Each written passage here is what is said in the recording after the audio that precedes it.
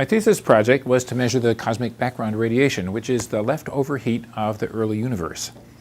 Now, when I was a student here, it had just been discovered a few years before that. So graduate students had a chance to make a better measurement, and so I thought, well, that's pretty cool, I'll try. So to tell you the truth, my thesis project failed. So I got a postdoctoral position to go become a radio astronomer in New York City for the NASA laboratory that we have there.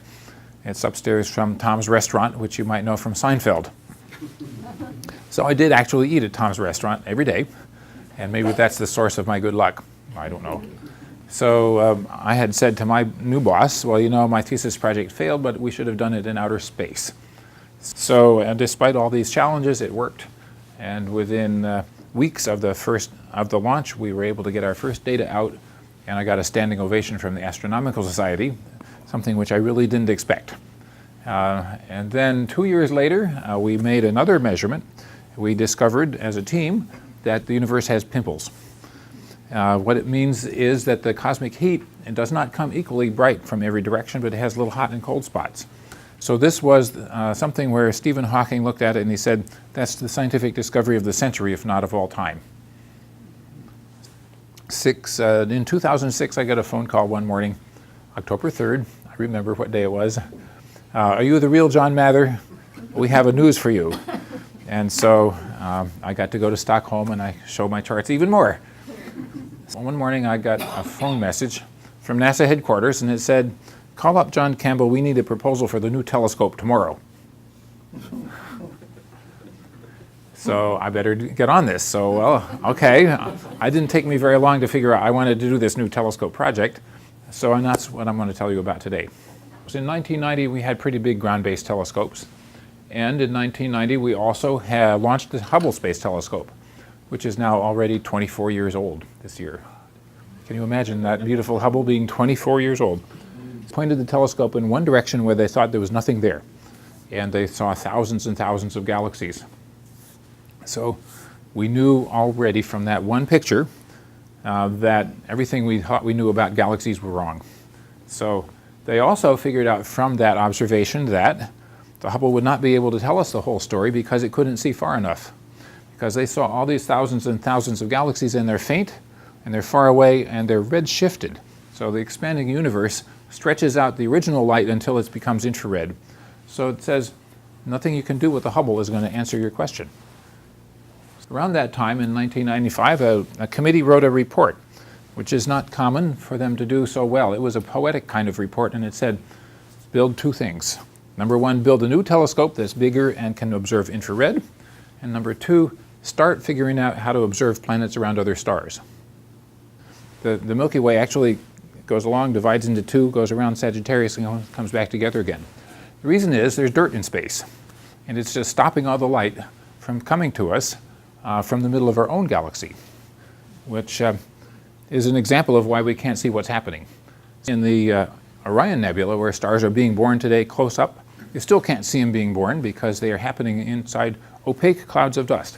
So what do? You want to have an infrared telescope that can see through the clouds of dust. We know now that there are as many planets as there are stars. And we only know this like this year, because we built the Kepler Observatory and they watched and watched and watched. So this is a picture in our Goddard clean room. And by the way, if you want to see what we're doing any day, we do have a web camera that shines on this room and you can watch our people running around in their white bunny suits. What you see here is the telescope folded up for launch. So imagine that there's a big cone up like this that completes the top of the rocket, and that the rocket extends all the way down to the floor. This is what it takes to take this telescope into outer space. This is the Origami Telescope. It's extremely tight squeeze to get into the top of the rocket. And well, this is our version of the 7 minutes of terror, because it has to unfold in many different ways. Many different kinds of mechanisms have to operate correctly. And as was mentioned, there is no hope of parole. If you commit a crime, you will be stuck with it. So one of the things that I often think about is, what am I going to say to the senator if it doesn't work right? First, I'll tell you what it takes to build it. We have roughly 100 scientists and 1,000 engineers currently working, full-time equivalent. And that's just in the US. Well, I'll tell you the cost to build the first one is $8.00 billion. To get 8.00, that's what the Congress says it is. So like half of what's that? Yeah. Most of that is what we call non-recurring engineering cost. So you could build another one for half or 2/3 of that price, probably. At 1,000,000 miles out, that is still too far for us to go in person or even with robots today. So 1,000,000 miles out is a place called the Lagrange point, and we know how to get there. We've already put many observatories out there, at least 3. So navigation is now possible there.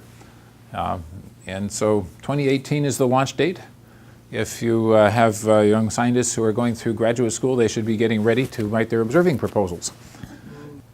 On the other hand, just to give perspective, the budget for our project, which seems enormous to astronomers, is 1% of the budget that Northrop Grumman has. 1%. Dark matter.